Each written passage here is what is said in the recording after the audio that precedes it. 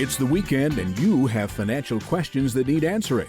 That can only mean one thing. It's time for Jill on Money, the show that takes the mystery out of your finances. Here's your host, Jill Schlesinger.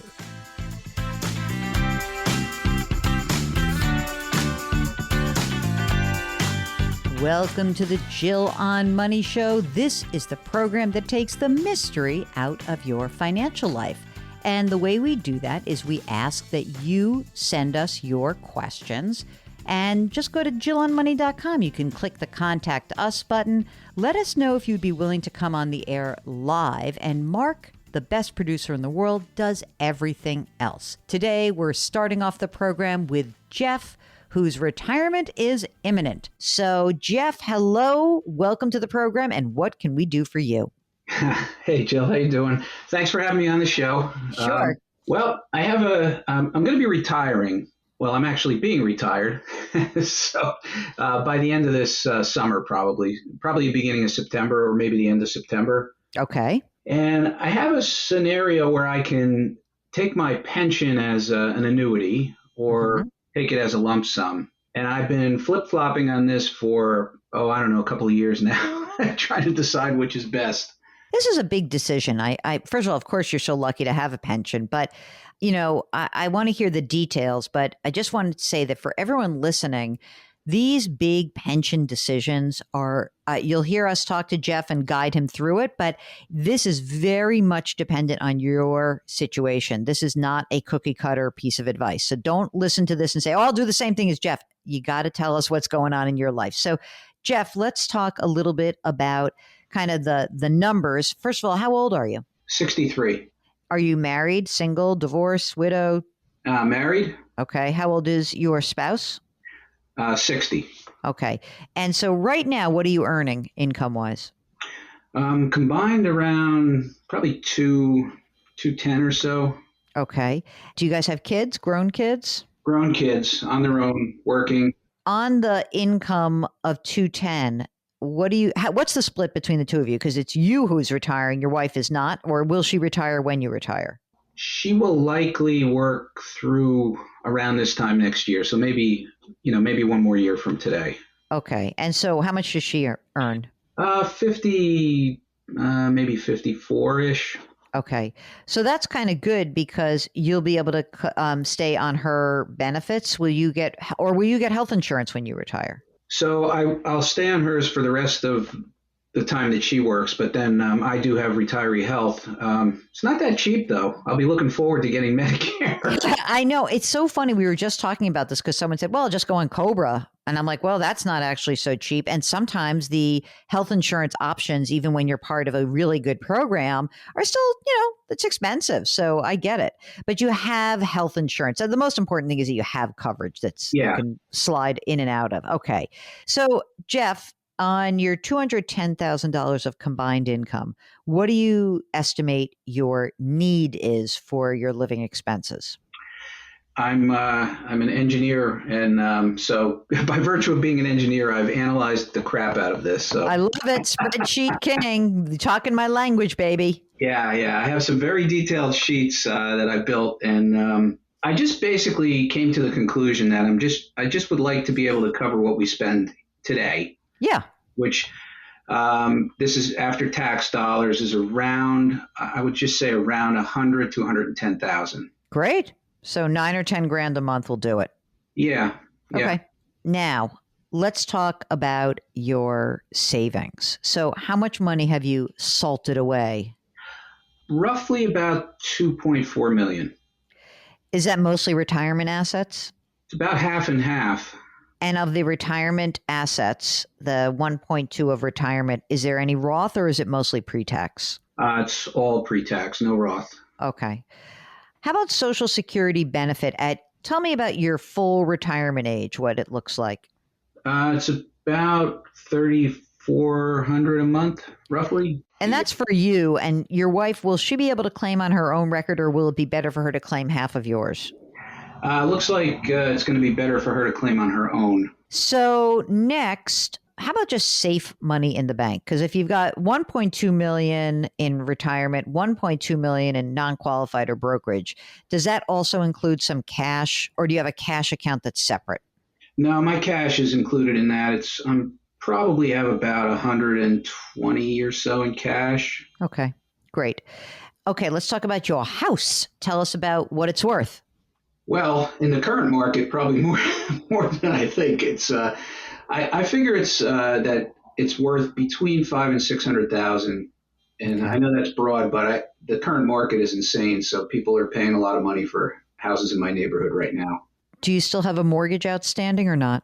No, we've been Okay. mortgage free for a while. Any second home? Not yet. Well, I like that. Thank you for that. I see that's a preview of what's to come. What else do I need to know? Okay. Are you going to stay in this house when you retire? I don't think so. Real quick, our intention is to probably sell this and we're probably going to get a place in Florida, but I don't think that would be our full-time residence. We'll stay there long enough to be able to claim it as our full-time residence, I guess. Yes, we'll be there for 6.5 months if anyone from the government is listening. All likelihood we'll have something up here too, because I think my wife wants to be close to any grandkids should we have some soon. Okay, I understand. So if you were to move to Florida, let's just presume that whatever you have in the house, you'll figure out how to divvy it up between Florida and in the Northeast, and you won't be spending anything beyond that amount. Is that fair to say?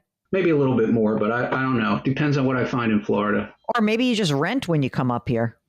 We are thinking about that, actually. Just because it might be easier.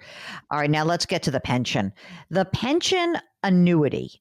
Is it a joint and survivor? Is it just your life only? What are the variables here? So in all the modeling I've done, I've built in 100% survivorship option. Okay. So it comes out to about $3,500 a month. That's a nice number. And the lump sum is what?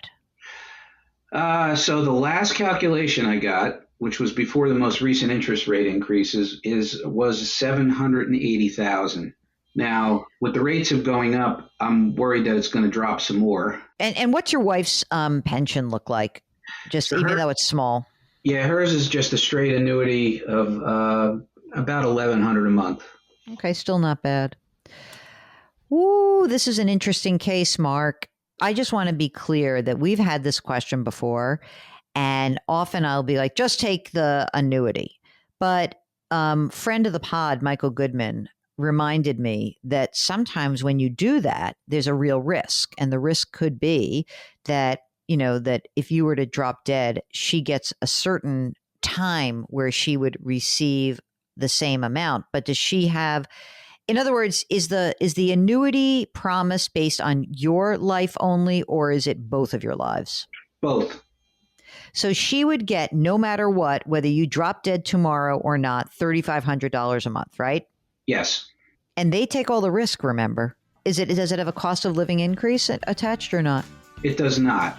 We'll get back to Jeff in just a minute. If you want to check out all the neat content that is going on in the Jill on Money world, all you need to do is go to our website, JillOnMoney.com. Bookmark it. It'll come in handy. We'll be right back.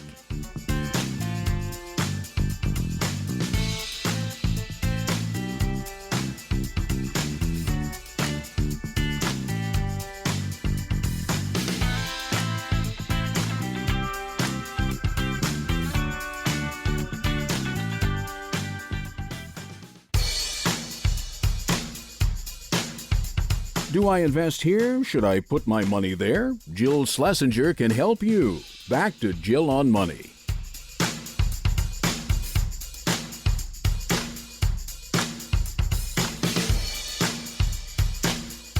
You're back. It's Jill on Money. And sometimes in your life, there's just a ton of stuff going on, and it's difficult to understand what the next best financial decision is.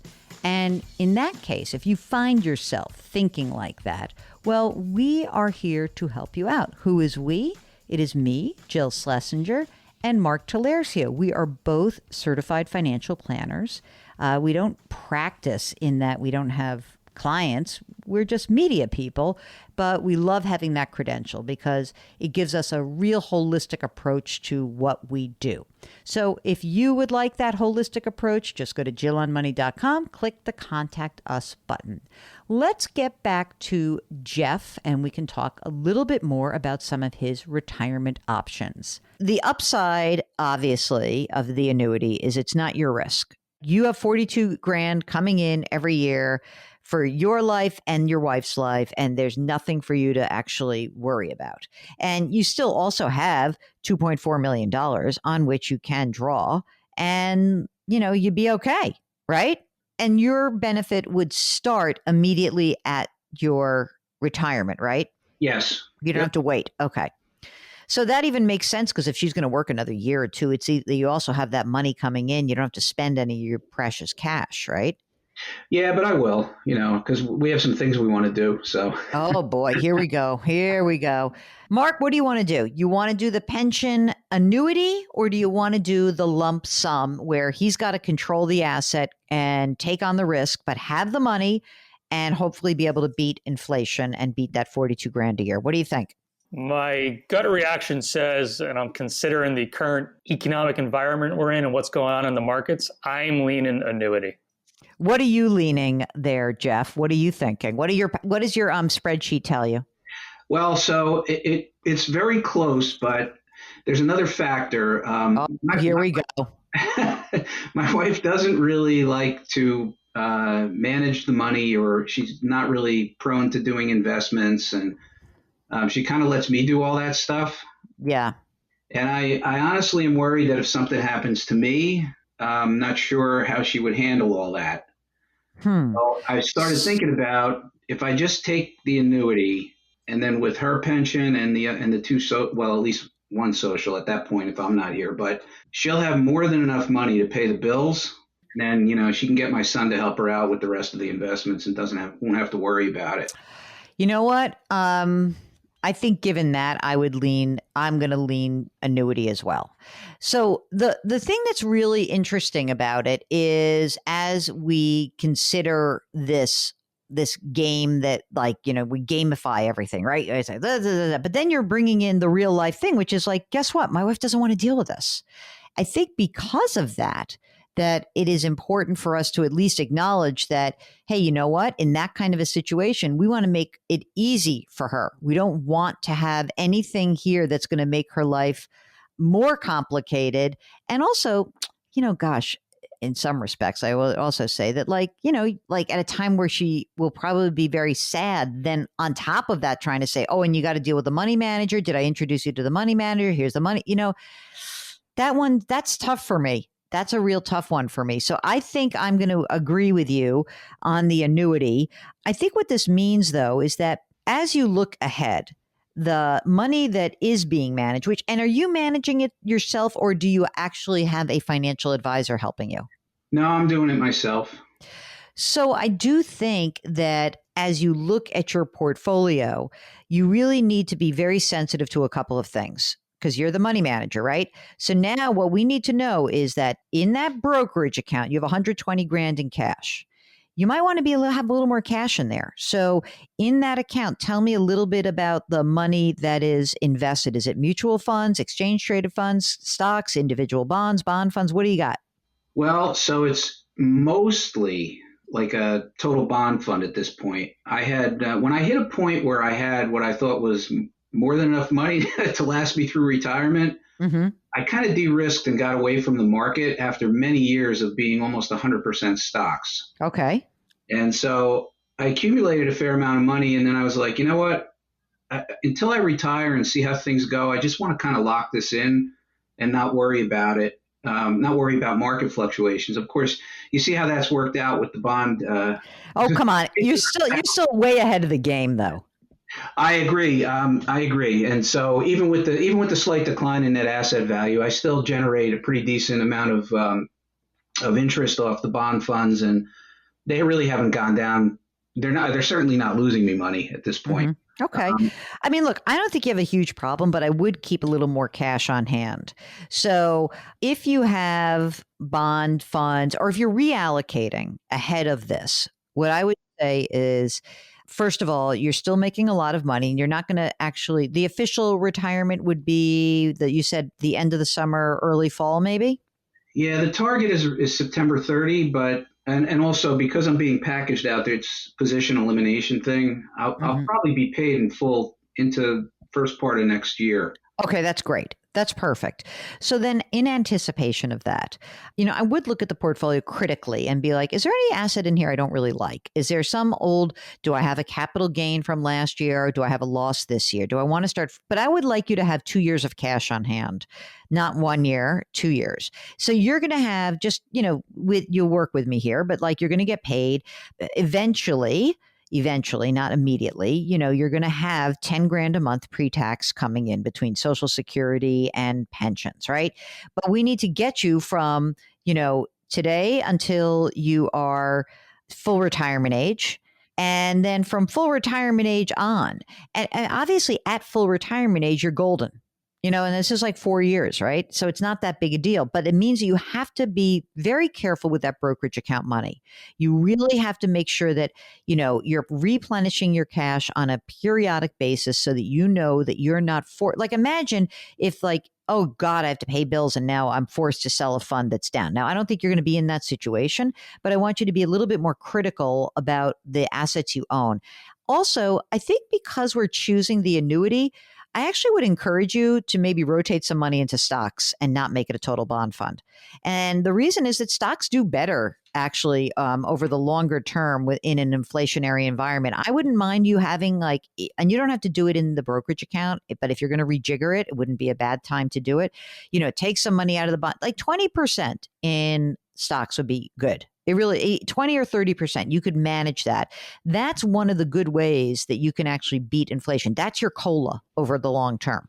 Yeah, I agree. I was actually planning to do that, to go to like a 30-70 kind of. Oh, perfect. That's perfect. That's great. I just didn't want to do it all at once. And I just wanted to kind of get settled on how I want to handle the pension and some other things. And then I think you're in good shape. Mark, is there anything else that you're seeing that I didn't look at?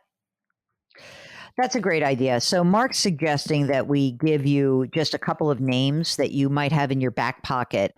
And it may be that you're doing this for a few more years, or you want to hire somebody to just take a critical look with you at the portfolio and hire that person by the hour. It may be that you want to have someone that your wife would feel comfortable talking to, right? Because there is still going to need to be asset management. I'm not killing you off. I don't want you to hear that. I want you to just say that, since you raised the issue that she doesn't really like to do it, then we want to put her in a place where she's comfortable, right? That's the most important thing. Hey, listen, I dealt with this with my mom. I don't actually manage her money. I sort of co-manage with my brother-in-law. And she'll say to me things like, you think he's doing an okay job? I said, I think he's all right. But it is important that we have some plan of action around that. Since we're speaking about your early demise, which I am not wishing on you. Yeah, good. Do you have your estate documents all done? Yeah, we do. Great. Okay, good. Try not to spend too much of your cash, but I think you're going to be in good shape, okay? If you are trying to make retirement decisions, don't go it alone. Mark and I want to help you out. That's why we love this program. We have nothing to gain except giving you peace of mind. So go to the website, JillOnMoney.com, click the Contact Us button, and Mark does everything else. Jill on Money will be right back.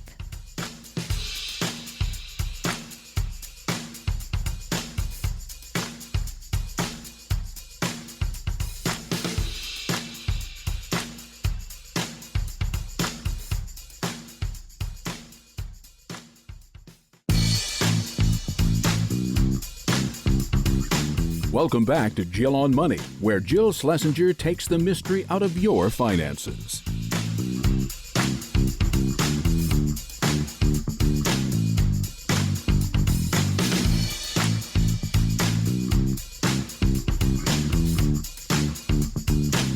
You're back. It's Jill on Money, and this segment is sponsored by Facet Wealth. Visit cbsaudio.com/Jill for 2 months free off your first year of financial planning. If you are in a situation where you're thinking about the first 6 months of this year were so tough, such a rough time as an investor, and you're trying to make plans about the future, and maybe you're a little stuck, because that's kind of human nature.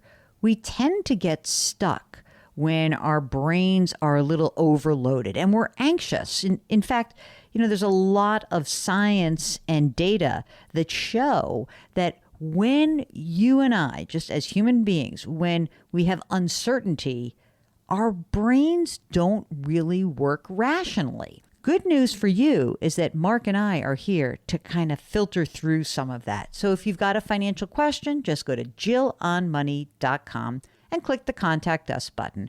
Right now, we're talking to Maria in Illinois. Hello, Maria. I just met a girl named Maria. You knew I was going to say that, right? I did. Good morning. Thank you for taking my call. Of course. What can we do for you? Honestly, I thought I was doing okay with our retirement savings, and now I'm thinking I may not be. So I'm looking for some help because I'm starting to panic that we might not be on the right track. So wait a minute. The promise that I give is to try to take the mystery and the anxiety out of your financial life. And in fact, I've done the opposite for you. I have made you feel worse, which is very bad, and I apologize for that. No, and that's okay. I'm usually pretty comfortable. All right, let's make you comfortable. This is our job. So first of all, when did you start listening to the pod? Literally last week. Why? How did you get the house so long that you has passed? How did you find us? I found you on accident. I was hearing another radio station and I heard your ad. And so I was really excited because I want to say you had a show way back when, I'm talking probably 10 years ago, and I didn't know what happened. And so here we are again, and I'm so happy to hear you. This is so awesome. This is fantastic. Mark, I love it. We love it. We love it. So thank you so much for finding us, and that's great. So Maria, tell us a little bit about yourself. How old are you? I am 43 years old. Okay. And are you married or single? So I am single. Oh, wait a second. This is, by the way, the second time in a row where the woman on the line, when I ask that question, pauses, which I find so awesome. And thank you so much for doing it. So in other words, let me make it easy for you in case your a beloved lover is listening. Do you claim single on your taxes? I do claim single on my taxes. That's why Isn't that good? Yes. Wasn't that a better way? Okay. So single, quote unquote, just for tax purposes. Do you live with anybody or are you living alone? We are living together. We've been together for 17 years. 17 years. We are planning on getting married here coming up in July. Oh. Yes. I have been the one to do our finances this whole time, so I'm really hoping I'm putting us in the right direction. Okay. Spouse is how old? 58. Kids or no kids? We have 4 kids between us. They're all grown. So your first marriage was you were young. How could you have 2 kids already, a couple of kids out of the house already? Jeez. Correct. Oh my God. All right. So you working full time, both of you? Full time. I've been here 28 years. He has been with our employer 21. Okay. So you're 43. How much do you earn? I am at 90,000. And he is 58. How much does he earn? 130. And are you both contributing to retirement plans? Yes. Are you maxing them out? So he is doing 12% with a 4% employer match. Okay. I am now doing only 4% with a 4% employer match. And I'll explain why I went down to 4%. Just before the pandemic hit, I really got into gear where I wanted to pay the mortgage off. We were so close. So I went ahead and took mine down because my 401k has a higher balance than his. Mm-hmm. How much money is in the plan total for you right now? $650 in mine, about $150 in his. Do you guys have other assets that are for retirement, maybe an IRA or an old retirement account floating around? Yes. We have a combined $14,000 in a Roth IRA, $16,000 in I-bonds. We have about $40,000 in cash. And how about any investment accounts? No. Okay. House. So the house mortgage you paid off, what's the house worth? The house is worth about $380,000. I do have about $20,000 left on the mortgage right now. Will either of you be entitled to a pension? I have a Quadro, which is only going to be about $600 a month. But still, it's something. By the way, Quadro is a qualified domestic relations order for everybody listening, and it means that that Maria's ex has a pension, and this is what she is entitled to as a result of that divorce. So, what's the game plan here in terms of what you guys think you want to do going forward in like retirement and targeting and dates and all that? Because there's a little age difference, no judgment, but how do you look at it? I'd really like to retire by 60 and have him be able to retire by 65. And I am going to let you know 60 for me for a reason. My job is very physically demanding, and I have arthritis, so I would like to slow down if I can at 60. Okay. That's a long time. That's 17 years. Correct. So, all right. That's a lot of saving and working. And then he would have like another 7 years. So when he is, say, 65, what would the game plan be at that point for him? Just to like be done or to downshift, or could we get him to maybe retire maybe like 2 years later to wait for his Social Security full retirement age, or what? He is open to doing whatever it is that we need to do financially. We'll get back to Maria's question in just a second. If you have a financial question, we'd love to hear from you. All you need to do is hop onto that website, which I know you've bookmarked, JillOnMoney.com. Click the Contact Us button, and Mark does everything else. Jill on Money. We'll be right back.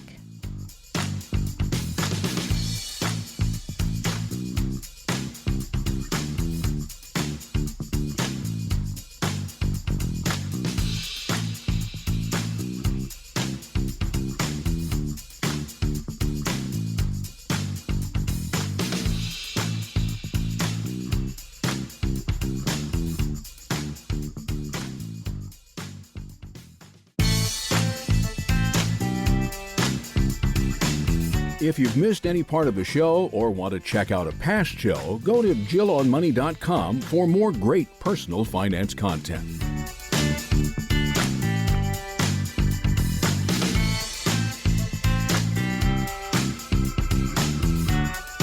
You're back. It's Jill on Money. You know, it's funny. I've been thinking a lot about how so many of you share these intimate details of your financial lives, and so many of you are in really great shape.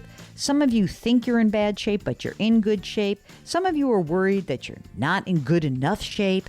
Whatever category you find yourself in, we really would like to help you out. And when that process begins, I think what you'll find is just sometimes having a conversation with someone who's maybe not your spouse or your parent or even your financial advisor, just someone separate who does not have an ulterior motive, not trying to sell you anything, not trying to retain you as a client, just someone who wants to see you make good financial decisions, not scold you for the bad ones you made. Well, maybe sometimes a little scolding. Sometimes I have been known to scold a little bit, so I apologize in advance.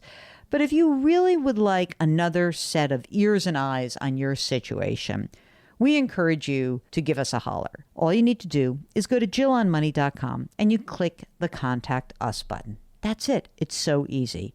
Right now, we're getting back to Maria, who is on the line with us in Illinois. Okay. Have you looked at your Social Security estimates for both of you? Yes, I have. Okay. What is his full retirement age, by the way? His full retirement age is 67, and I believe he would be getting about $3,100. Okay. And for you? Mine is also 67, and I believe it's about $2,200.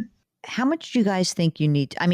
Pretend the mortgage is done, and now tell me what do you think the expenses really are? So take the mortgage out and just think, what do you need to live on? So if we take it out, I'm believing it's about $4,000 a month.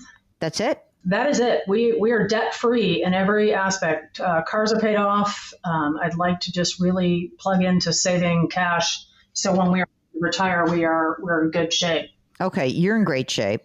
because obviously, I mean, there's one little slight hiccup. I mean, again, if he hates his job, then fine. Waiting to your full retirement age is actually pretty good for him. He'll get a nicer bump. So if he can kind of grit it out till 67, that would be perfect. And he keeps putting money away and he gets 3,100. And then, at his age 67, and, if you work till you're 60, then, you're pretty close, because what's going to happen is between your age 60 and your age 67, you're going to have to spend some of your money down. But I understand the point here, which is you're saying, hey, you know what? Instead of putting money into my retirement account, I've got to beef up my non-retirement account. I totally agree with you. So, I mean, look, at your age 60, you'll have $600 a month. You'll probably have to start a brokerage account once the mortgage is paid off. You'll have your cash, you have your I-bonds. That's all great. You keep your 4% money, but then all that money that it was going to pay the house down, start a brokerage account. Where are your Roth IRAs held? They are held with a credit union. Ah, okay. And where are your retirement plans held? Fidelity. All right. So open up a brokerage account at Fidelity. Okay. And then if there's any extra money that flows in, you're going to put it into the Fidelity and you're going to buy very low cost index funds, a stock index fund and a bond index fund and maybe a commodity fund. And you're going to salt that money away starting next year once your mortgage is paid off. That's going to be really critical for you. And there is even a case to be made, I would say to you, that if you guys are doing what I think you will be doing, which is, really starting to put a lot of money away, what are you paying down on the mortgage every month? $2,700 a month. I mean, if you think about it, if you're saving $27,000, let's say $3,000 a month, because that's, the money's going to increase because you'll make a little bit more money. And I mean, you're putting away a lot of money. That's going to build up. You may even be able to go call it quits a little bit early if that, given that. So you want to have the money that's available that you can live on. And from age 60 to 67, depending on what tax rates are, there may even be a reason for you to start pulling some of your money slowly out of your retirement account, your traditional retirement account, just to get some of that money out and taxed at a lower bracket before your Social Security kicks in. You really are on track to do exactly what you want to do. So you see, have I now removed panic? You have, and I just, my shoulders just dropped a little. So thank you. It's so good, very good. So you said you're getting married. Do you guys have estate documents done? I do. I have everything is in trust through mine, and everything of his estate documents are taken care of as well. Okay, great.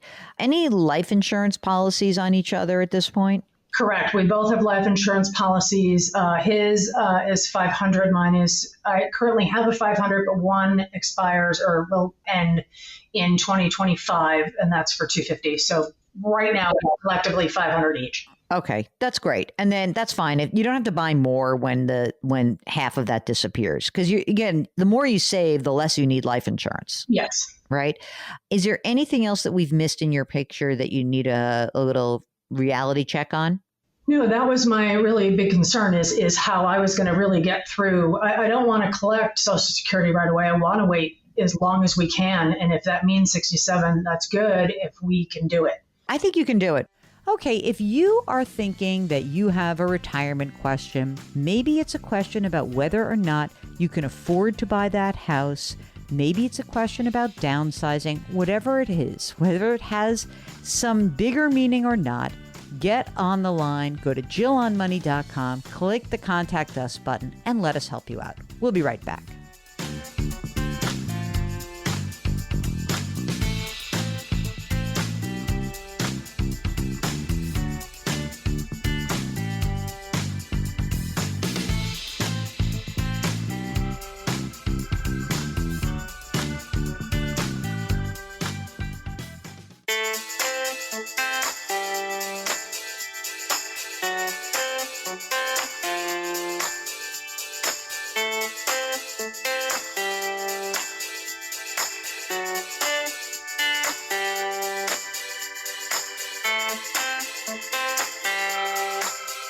You're back. It's Jill on Money. Before we finish the first hour of the program, let's answer an email.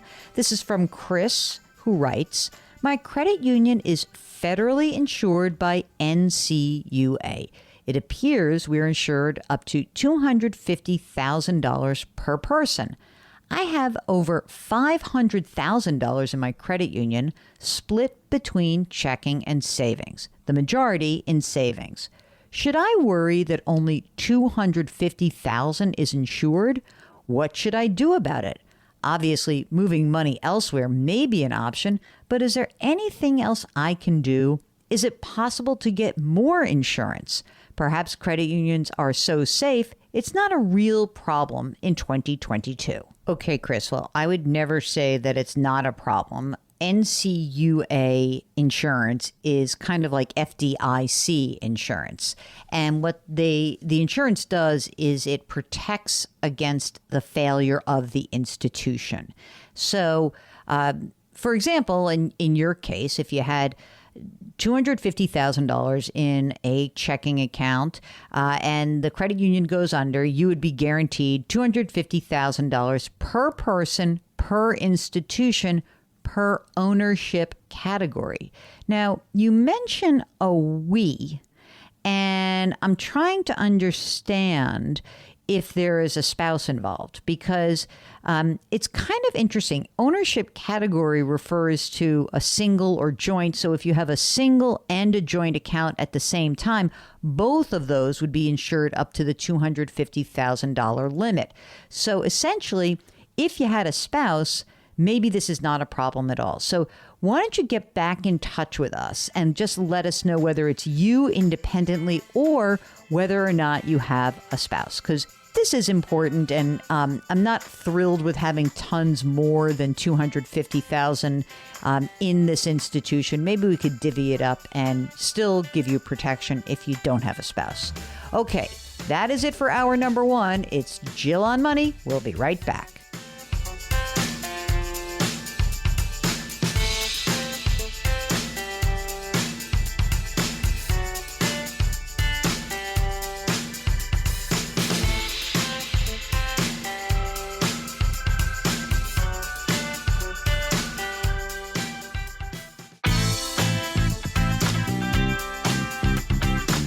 It's the weekend, and that can only mean one thing. You're listening to Jill on Money, the show that takes the mystery out of your finances. Here's your host, Jill Schlesinger.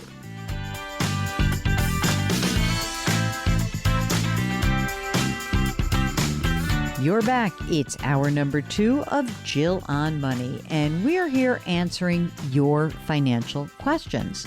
The way that we do that is we ask you to do a little work. Just go to jillonmoney.com. Click on the Contact Us button and check the box to let us know if you'd be willing to come on the air live. If you do that, Mark will arrange everything else. So let's start this hour with Joe in Illinois. Joe, what brings you to our airwaves? What can we do for you? Well, I recently got married. Congratulations. Thank you very much. It was a long time coming, so it was really awesome to finally kind of get it, I mean, not over with, but it's good to be married now and kind of take that next step. Before we got married, I don't think either of us actually ever talked about money or really even thought about it too much. So we're both good with money, but we don't really have any planning with it. Okay. And are you both employed? We are both employed, yes. Okay, Joe, how much do you make? I make between 80 and maybe 110 a year. Okay. And do you have a retirement plan available? I do. I have some kind of pension plan and then some kind of annuity plan, but it's more like a 401k, but it's not defined as a 401k. Are you a teacher? No, I am a union electrician. Oh man, why don't you live in New York? I'm always looking for a good electrician. I could get you a lot of work. You should come here just for a week. I'd fill it up for you. Okay, so you're a union electrician. How does the pension work? Do you know? Do you know like how it's based on your earnings, or how does it work? Yes. So every hour I work, I get money towards my pension, or hours towards my pension. Mm-hmm. So every hour I work, I get $20 that goes to my retirement. I see. presumably at some point in the future with enough hours in and enough years of service, you get to collect that pension. Yes. We'll see how that goes, right? Because how old are you? I'm 30 years old. Okay. And wife is how old? 32. And in terms of the annuity, you could put money into a 401k, which is always an annuity when it's a union contract. Do you do that right now or not? So that $20, $6 goes into that annuity plan, and the rest of it goes towards my hours for my pension. And could you put more money into the annuity if you wanted to? No, I cannot. Okay, got it. But that's Great. the other question. That's one of my questions, though. You mean like, should you do more saving? So the situation I'm in now, this $20, I can either choose to put it all into this 401k type plan, or I can keep it the current way I have it now, going to my pension and 401k. And this is a big union. Like I don't have to worry about the union pension going broke, right? No, right now we are over 100% funded. Oh, I love that. Those are my favorite kinds of pensions, the overfunded ones. Okay. I mean, it might be different, by the way, if you worked for like the state of Illinois, which has an underfunded pension, a very underfunded pension, actually. So, okay, my inclination is, we'll talk more, but when you first said that to me, I'm like, pension, keep it the way it is, because these annuity contracts are usually kind of crappy in terms of like what they offer in investments and the cost. Let's just talk about wife for a second. Okay. How much does wife earn? She earns about $45,000 a year. Okay. And does she also have a retirement plan available? She has nothing available at all. Does she use an IRA or a Roth IRA? So she did finally start using, she has a traditional IRA. She has been putting in for the last couple of years. Do you know how much money's in there? About $15,000 in there. Okay. And when you look at your retirement savings, what's about the current balance there? So I have $95,000 in my annuity, and I have about $25,000 in a Roth IRA. Where's that Roth IRA held? Just at my bank. Can we get her to get out of the traditional IRA and make it a Roth? Yeah, that's what I've been pushing her to that. I didn't know she had a traditional until we got married. The truth came out. You had a traditional, not a Roth. Okay. So how about money in the bank for you guys? We have $165,000 in cash between What? us. Where'd that all come from? I don't spend money, and she's kind of the same way. And then I sold my house in 2019 or 2020. Okay. Do you have a house together right now? Yes, we have a townhome. How much is it worth? $275,000. Outstanding mortgage. So it's her townhome, and she does not have a mortgage on it. Oh my God. This is too funny. Okay. You're weirdos. I love you already. So there's no mortgage because she hates debt. Yes. So I presume there's no college debt for either of you either. No, there's not. Of course not. How long are you going to stay in this townhome? So we are looking to move to Tennessee. Why? And she has family there, and I do not like Illinois. Are you from Illinois? I am. I've been here my entire life. You mean the whole state you don't like? All right, forget it. Where are we going to move in Tennessee? What happens? Tell me more about this. I'm excited. So she has family there. Her brother and sister and then niece and nephew are there, and her soon-to-be another niece or nephew. And her parents just bought a place in a Del Webb community there. How much do we have to pay for a new house? So that's another question. We don't know how much we can really afford. Probably around $600,000 for what we want. Okay. You're a union electrician. Would you earn the same amount of money in Tennessee? So the plan for that would be for me to be on the road about 6 months a year and then work in Tennessee for about 6 months of the year. And I would make slightly less than what I make now. But you'd be part of the union? Yes. Can we convince her to have some mortgage? I believe I can convince her. And again, that's one of those things I did not know. And I would have probably steered her away from not having a mortgage. I'm laughing so hard. I mean, you could imagine, though, interesting for you that like it could have been a terrible situation where you found out some horrible things about her. Instead, it's like, well, I have a traditional, not a Roth, and I don't have a mortgage, I guess in the scheme of things, that's really not bad either. It's not bad at all. It's not bad at all. And when do you think this is going to happen, the move? So it would have happened already if the market didn't go crazy. Because you can't find a house. Yes. And so you're actively looking. Not anymore. We stopped looking. It got too frustrating. It's exhausting, right? It is. It's super exhausting. Okay. So let's say she sells the townhouse. Let's just say for now, I'm just going to play with some numbers here. You got this $165 in cash. Because she hates debt, I don't want to make it crazy. I don't want to be like, oh, well, just put 20% down, because I don't think she'll be able to swallow that, to be honest with you. I mean, let's just, because sometimes you just have to admit who you are, right? So here's a woman who, somehow or other on 45 grand has a paid for townhouse, right? I would take, of the 165 that's in cash, I'd take 25 of that. I'd put $300,000 down and get a $300,000 mortgage. And I bet she could live with that. Because what you'll be able to do is sort of prove to her, like, look, if I make 100 and you make 45, we can afford that. Young, old, married, divorced, whatever, we don't care. If you need financial help, just like Joe, we want to be there for you. Just go to JillOnMoney.com, click the Contact Us button, and we will be happy to have you join us. It's Jill on Money. We'll be right back.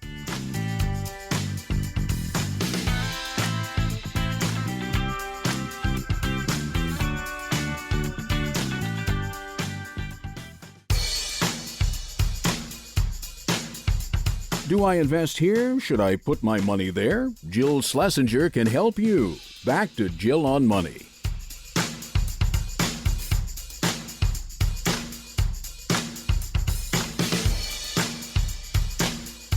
You're back. It's Jill on Money, and this segment is sponsored by Facet Wealth. Visit cbsaudio.com/Jill for 2 months free off your first year of financial planning. Before the break, we were talking to recently married Joe in Illinois, and we're going to get back to him right now. Mark, what's a $300,000 30-year? Don't tell her 30 just yet. Okay, we're going to have to sell this to her. What is the payment, principal and interest, $300,000 mortgage, 30-year fixed at 5%? About $1,600. How does that sound in terms of a payment? I feel like that's going to be completely reasonable for you guys. Yeah, that's really reasonable. We really don't spend a lot of money. Obviously, you've got 165 grand in cash. Okay, I think that's like sort of should be the long-term game plan. Do you think you guys are going to be having children? Yes, that's kind of in the talks right now. So here's how you're going to sell the mortgage. You're going to say, talk to Jill and Mark. And the thing is, if we're going to have kids and our cash flow is going to change because we're going to have children, we're going to want to save for college. And we want to have access to money to fund all of these goals going forward. So we really need a mortgage, and we can always pay it down sooner than 30 years, but let's give ourselves a little flexibility for the years that we're going to be having children and raising our children. That's sort of the big picture game plan. And that's how you sell somebody on the idea of having debt, which is you want to use the extra money not to pay down the mortgage, but to fund a 529 plan or to put money into, maybe they're going to go to private schools or just raising them. Like it's just going to cost more money because, you can't say to your kids, like, just go without those shoes. You have to feed them. You have to dress them. There's all the things you have to do as parents. So we're going to have to spend some more money. The cash on hand. I think that what we should consider for her, she doesn't have a retirement plan available. So the first thing I want to consider for her is I think she should convert her traditional IRA into a Roth IRA. She should do that now while you guys are still in a tax bracket where it's kind of affordable. Is there any state income tax in Tennessee? In Tennessee, no, there's just capital gains tax. Okay, that's what I thought. You may want to do this once you get to Tennessee, because it will actually save you a tiny bit of money to convert with no state income tax. I mean, right now you're married filing jointly. Your top tax bracket is 22%. You can convert this extra $15,000 and pay the tax that's due. It'll show up on your income tax as income, right? $15,000 from a traditional, and you report it and you pay the tax that's due. And now she should have a Roth IRA, and she should use a Roth IRA going forward. And you also should open up a Roth IRA for you. Yes, I have a Roth. Yeah, so you have that Roth, but we need you to get it moving, not at a bank. Where's her traditional IRA held? I believe it's held with Charles Schwab. Perfect. So why don't you move your Roth IRA and open up the account at Charles Schwab? My Roth in my bank is invested. It's like it's same with my brokerage account. My brokerage account is also through my bank, but it's still all invested. Yeah, but what's it invested in? Like, what bank are we talking about? So it's through Chase, and I just self-direct it like an investment account. Isn't it more expensive to be like in a stupid JP Morgan Chase product or environment? Or do you have like a robo option? Are they giving you do you know how you pay for it? Yeah, I don't think I really have any fees for the account. I just have fees for what I invest. And right now I have 3 different just ETFs that are just funding everything. I mean, that's not terrible. I personally would not be doing it at Chase ever. No matter what, there's going to be a fee down the road for something or whatever, but you can keep it where it is as long as you tell me that it's like, okay, really, I have no cost. Don't you want to have everything together? Because I imagine you're going to be the person who manages this. Yeah, I don't think she likes the idea of managing money. Move them together. Either pick Chase or pick Schwab. Move them together, right? What did you say about a brokerage account? How much is in there? Between both of us, we have about $250,000 in brokerage. I don't know if you said that, which is great. $250,000 in brokerage. Mark, they're 30 years old. Okay, that's all I can say. You know what she's going to want to do? I'm just going to remind you. She's going to want to take that $250,000, and she's going to say, with the equity of the townhouse and the brokerage account, we can have no debt. It's exactly what she said. I know exactly that person. I know who she is. That'd be a big mistake. Big mistake. I want her to understand that when you do that, you rob yourself of options. And really, what we need you guys to do, especially younger people who are starting families, is that access to your money is really key. Now, I am not suggesting that you will have a $300,000 mortgage forever. And maybe by the time, if in a year from you haven't found a home and interest rates have gone completely ballistic and crazier, maybe I'll change my mind. But I think theoretically, it is probably going to be better to have access to some of that money, especially when it comes to having a family. You're going to want to use that money, like that brokerage account money. You're going to be like, I want to open a 529 plan with that. And I want to put some money in for the kids, and I want to get that money moving. The world can change a lot. And, if we're talking about a 12% mortgage, then sure, we'll pay cash for it, right?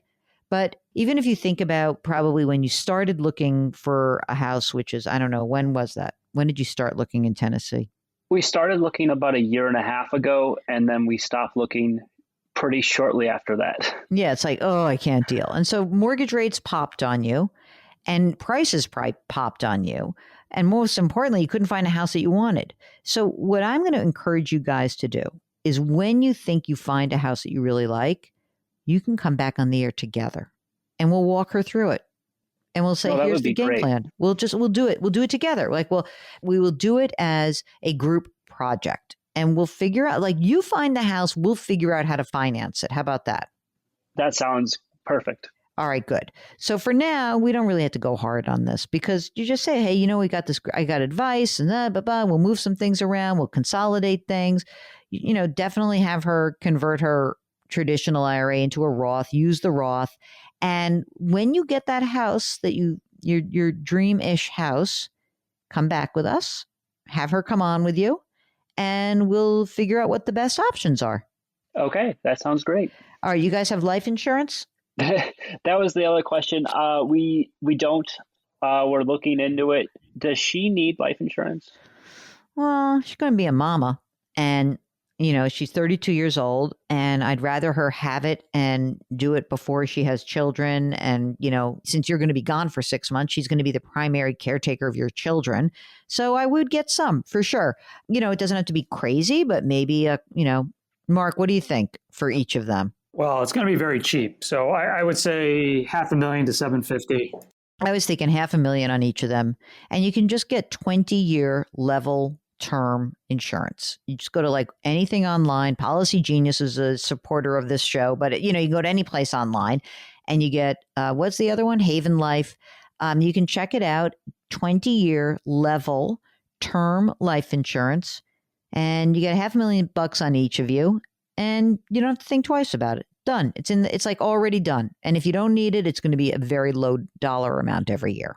Now you're married, Wills. Yeah, we have to do that too. I knew the questions were coming. I know. And it's I terrible. was working on it this week. And does it hurt? Does it hurt to know? You're like, jeez, I wish I had this answer. Darn it.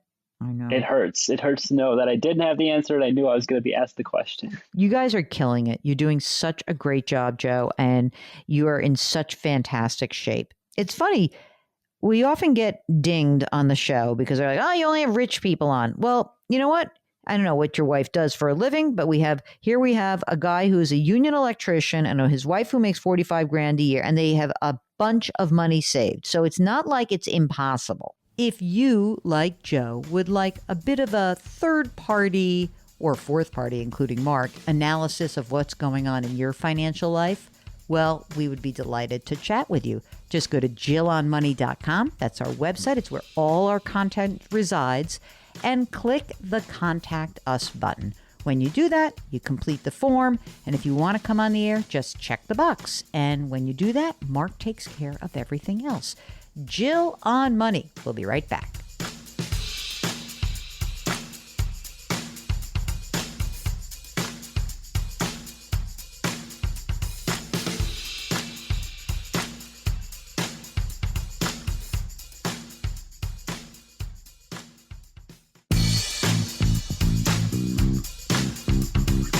Welcome back to Jill on Money, where Jill Schlesinger takes the mystery out of your finances.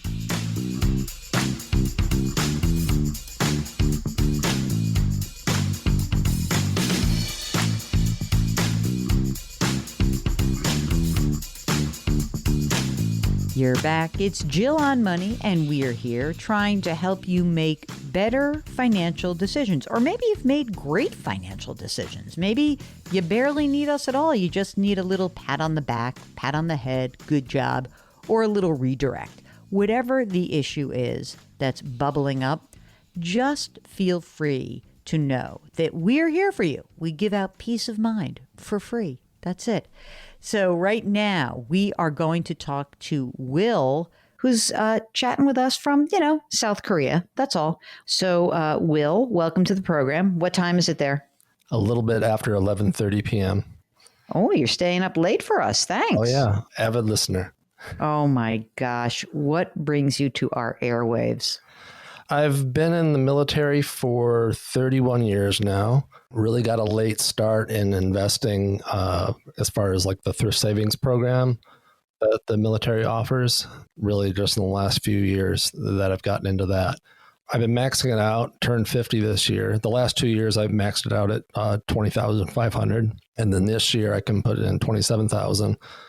So I'm kind of maxing it out because I can and it's available to me. But with 31 years in and looking to retire at around the 34 or 36 year mark, my pension's going to be relatively high, 115 to 130,000 a year. And I'm just wondering how much is too much?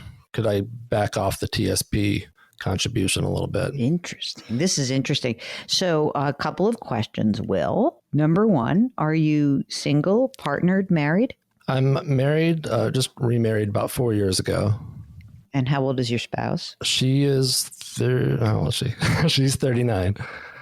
You see that, Mark? This is why my friends who are 50 can't find guys, because he's marrying a 39-year-old. Mm-hmm. Okay. That's a different program. Is she also in the military? No, she's not. Okay. And does she work? She's not, no. And is she with you there, or is she in the States? No, she's regularly here with me. She's on vacation with her son right now, but yes, she's normally here. Okay. So when we're looking at retirement planning, are we planning for you and her together? Is that or do you keep your money separate? Us together. Okay, great. How much do you think you guys need to live on? Probably in that 100,000 a year. Really, I mean, so really, your pension would mostly cover. It would cover what your it. needs are. Yeah. The bigger concern is that while I'll have the pension, I'll really need to pay into the survivor benefit plan, which only I believe is like 55% of what my pension is. That would go to her with my demise, right? So I don't know if that would be enough then to cover her. How much money do you have right now in the thrift savings plan? Right now the balance is $38,000, because when I first started, I was just dripping into it for several years, like very small amount, just to get in a habit of putting something in there while I paid off other debt. And it was just the last 2 years where I maxed it out, but it was still under the traditional plan, because before you weren't able to do a Roth. So I just last 2 months switched it to a Roth, and I'll max it out, putting $2,200 a month into it. Great. That's awesome. Do you have some cash on hand? Not a ton. I keep about 15,000. It's, the pay's steady. It's pretty secure, knowing that I'm going to get my paycheck every 2 weeks. So sure. And any other kind of investments, a brokerage account, some other things that you rental property or anything like that? Well, so on the retirement side, there's a thrift savings plan, and then I have an IRA, a Roth, and my wife does as well, with balances. I mean, just the last few years we put in there. So I've got like 16.5 in mine, 15,000 in hers. Non-retirement accounts, about 12,000 between Robinhood and Webull, just playing around a little bit. But isn't it so much fun when the markets are gyrating and it was great? I thought I was you? the greatest investor on earth when I was up like 4 times that amount. So it's been a sad year on that. Oh, well. I have a Vanguard account that's got about 40,000 in it. And then I put 10,000 in I-bonds in May. Rental properties. My wife owns an apartment. She's from a foreign country. She owns an apartment there that really it's enough rent to pay enough income to pay for our trips there. Okay. So I'm not going to really include it. And what about you? What about your living situation? I mean, you're paid for, you're living in Korea, but do you own any property in the U.S.? Not anymore. I sold a house in South Carolina before I left there at the peak of the market. That worked out very well. And once we retire, we're looking to move in with her parents, actually, back in the States. What kind of, you must be a very special kind of man. Well, move in with her parents. At least she told me that was the plan, and they were in agreement with it. So we'll have a good time. There's not going to be, an extra house payment, although I would like to do some investing in real estate to put out rentals and things. But this is interesting. Will you be entitled to Social Security? Yes. Do you really need? I mean, I don't mind you using the thrift savings plan. So let's just talk about this. If you retire in 2 years, when you have 33 years in, like, what do you hope for? Do you want it to be then? Do you want it to be in 5 years? 5 years would be probably the best case. This is going to be my last assignment, doing a 2-year extension. I'm a year in right now. I'll do another year, and then I'll do a 2-year extension. So at least that's going to take me to 34 years in. But if the Army will keep me another 2, I'll stay another 2. But why wouldn't they want you? You sound very nice and competent. We'll get back to Will in South Korea in just a moment. If you would like a little help with getting some area of your financial life back on track or on track, all you need to do is give us a holler. You can go to JillOnMoney.com. That is our website, which you should bookmark so it's always there for you. And you click the Contact Us button. Now, while you're on the website, here's a great idea. Sign up for the free weekly newsletter. Mark compiles so much great information every single Friday. And that's a great prep for the weekend, right? For the weekend show. So check it out, Jill on Money, and we will be right back.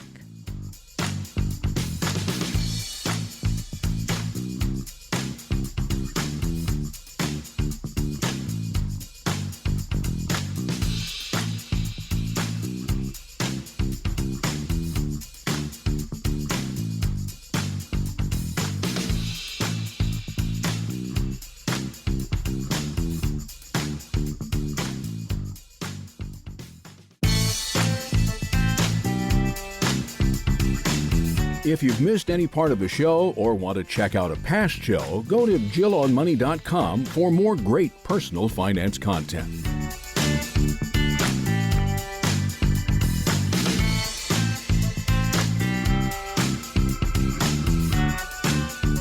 You're back. It's Jill on Money. This is the program that attempts to help you reorder, reprioritize, rethink your financial matters. We do not do that by scolding you. We don't have hard and fast rules. We listen to whomever is writing or talking to us on the air, and we answer a question that is unique to your situation. So if you would like to join us and share your unique perspective and situation with us and have us weigh in, all you need to do is go to JillOnMoney.com and you click the Contact Us button. And when you do that, you complete a form. At the end of the form, there's a little box that says, would you come on the air live? And if you say yes, well, heck, we will be delighted to help you out. Right now, we're going back to our conversation with Will, who's on the line from South Korea. Here's the thing, and obviously the pension keeps getting better and better. So, you have the pension that will mostly float you. I like the idea of continuing to use the thrift savings plan. I mean, I don't think there's any downside that you're using the Roth now, which is great. Are you able to save even more beyond this $27,000, or is your cash flow pretty able to absorb that and more in terms of saving? It's pretty much break even because, the couple other things I do, I've got 2 older children from my earlier marriage. The oldest, he's got a son now. So I contribute to a 529 for my grandson and for my stepson as well, where I do like $100 on their birthday per year of age. So it's for the stepson, it's getting a lot more, for the grandson, it's going to grow as he grows. Doing those and contributing to the maxing out the Roth IRAs as well. So the extra money each month ends up really folding back into those. So it break even through the year. Would it make you feel a little bit, you said you're 50, right? Yes. I would think you could do one of two things. I don't think you need to do Roth IRAs. You can just use the TSP just because it's easy and, it's a good plan. That's not a problem. I'm not sure I would do the Roth IRAs. I wouldn't mind. Because you're young, I think you should be putting more money into the Vanguard account because you are going to have a period of time where you're going to want to access money. I know you're going to probably have more than you need, but let's say that, you're 55, 53, 55, whatever it's going to be before you get to a period where I think you'd want to spend some more money. You might want to travel some. You might want to buy a car here and there. I think it's good to beef up your non-retirement stuff.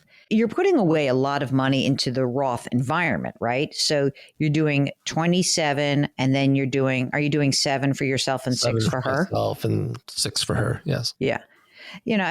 That's a lot. I don't think you need to do that. I think that I would do the 27 in the TSP and the extra 7 and 6 that are going into the Roth. Now, I would just take that $1,000 a month and add it to the Vanguard account. That's what I would do. You're probably not going to need to touch a lot of this money. You're because of it's quite a unique situation, right? You have a great pension, but we do want to beef things up, because as you said, your wife's younger. You want to get back to the States and you're going to do your thing. You're not going to have a big housing cost. You're going to have some fun. Do you think that you would work when you return to the States? I probably will in some capacity of a little something, right? Yeah. Just some side money to cover the hobbies. Yeah. I think that you're in really good shape. I think that just being focused on saying, let me give myself a little bit of a slush fund from, let's call it 55 to age 70, because those 15 years, you're going to be fine with your current accounts. With your current income. But, once you get Social Security, you're going to be amazing shape. I think you're in great shape. You got your wills done? Well, I knew that question was going to come and I was trying to think of a snappy answer. My answer is I need to update mine and we need to do one together, that we all are planning together. Well, I know you always have to have a will in the military. It's as easy as going to our legal office and sitting down with someone to do it. And we just need to go do that. Oh, yeah. So we will very, very soon. Thank you. please do that. Do you have life insurance through the military? Yes. So just a term policy, like 400,000 coverage on me, and then I believe it's 100,000 for my wife. I mean, there's something to be said, maybe, depending on like when you retire and what your situation is. If you feel like the survivor benefit for your wife isn't quite enough, you may want to get, this sounds crazy, but like a 10-year term policy that would protect her if you were to die within 10 years after you leave the military. You know what I mean by that? So if you were to die within those 10 years, she'd get the 55% survivor benefit, but you'd also get extra money from the insurance policy. Right. Yeah, I hadn't thought about doing that. Let's look into that. Sense. That might be worth doing. I think you're in great shape, Will. So I appreciate it very much. Let's beef that non-retirement money up and get those estate documents taken care of and maybe look into a little life insurance. All right. Excellent. Thanks so much. Thanks. Thank you very much. Thank you very much for serving. We always like to say that as well. It's a vital part of our country, so don't forget it. If you, like Will, want to come on the air, we want to hear from you. Just go to JillOnMoney.com, click the Contact Us button, and we'll get your note. If you're shy, you don't want to come on the air, that's okay too. Just send us a lot of details. Jill on Money, the radio show. We'll be right back.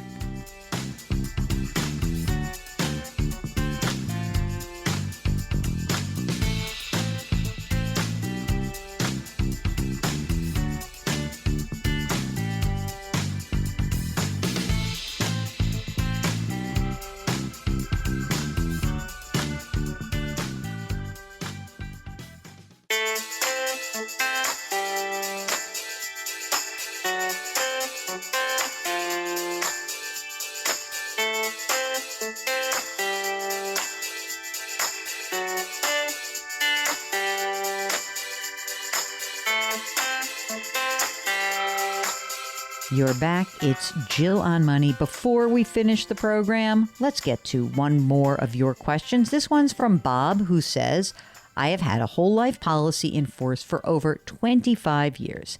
It's a $50,000 policy. I borrowed on it a number of years ago to help pay for my 2 sons' college educations, and we owe $18,000, which now brings the benefit down to $44,000. The cash value is $4,700. My premium is over $530 a year. I'm 65 in good health with $1.5 million of term insurance, which is in force until I turn 70. I'm still working, and I plan to do so until age 70 so I can max out my Social Security. My wife and I have no debt except a mortgage of $190,000 at 2.19%. Our home is worth about $700,000. Should I cash in this policy or pay down the loan, which is at 8% a year? Oh, brother, this is an easy one. I say cash it out. But before you do that, I would just check in with the life insurance company and make sure that we don't have any weird fees, or even if you have a tax liability, just you want to know what it is. And then I'd get rid of this thing. You don't need the insurance. The loan was there. Just use the $4,700 cash value to either pay taxes or add it to your emergency reserve fund or just invest it. Regardless, I think that this has served its purpose, and now it's time to move on. Speaking about moving on, I realize the show's basically over. So if you have a financial question, if any of this information kind of jiggled you into thinking, I have a question, just ask it. Just go to JillOnMoney.com. Click the Contact Us button. Our music here at the program is composed by Joel Goodman. Mark Talercio is the executive producer and the best one in the world. He's also the webmaster and pretty much everything in my life. And we always like to remind you to try to do something nice for someone else today. It'll make that person feel really good. It'll make you feel really good.